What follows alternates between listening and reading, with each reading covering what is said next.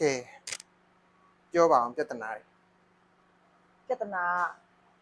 3ယောက်ခွဲနေပြဿနာပဲမကြည့်လိုက် ။တရားပြန်ကွဲသွားပြီနော် 3ယောက် ။အဲ့ဆိုရင် ရောင်ကွဲတယ်ပြီးတော့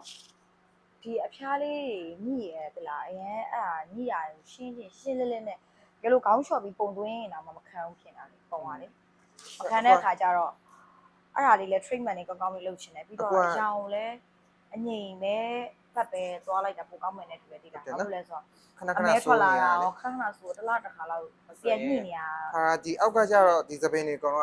ရှောက်နေရဆိုတာလေအစီတက်ရည်တက်ပြန်ဖိဖို့အတွက် treatment လုပ်ရမှာပေါ့အဲ့မျိုးဆိုတော့ခါဒီဟာကို keratin treatment လုပ်ပေးလိုက်မယ်နော်ပြီးလို့ရှိရင်အရောင်ကိုကျတော့လေလုံးဝနည်းနည်းလေးမှောင်လေးပဲရှော့ကလက်ရောင်ဖက်သွားတာဆိုပြလိုက်မယ်နော် ကလက်ရစိုက်တယ်ကလက်ရစိုက် အဲ့မျိုးဆိုတော့နည်းနည်းလေးငြိမ်သွားတာပေါ့ တယ်အငြိမ်ပိုင်းလေးနဲ့အောက်ဖျားတွေမညှိပဲနဲ့လေဝုတ်ဝုတ်လေးလေစပယ်ကဝုတ်ဝုတ်လေးဖြစ်အောင် အဲ့လိုမျိုးဖြစ်အောင်လုပ်ပေးလိုက်မယ်ဟုတ်ပြီနည်းနည်းတော့ညှက်မယ်နော်ရန်ဟွိုင်းမဟုတ်ပဲနဲ့လေ ညမှာဖြစ်တော့မှမညံ့လို့မရတဲ့အနေဒါဖြစ်နေ ဟုတ်တယ်အဲ့ဒါဆိုတော့ဆက်လုပ်လိုက်မယ်နော်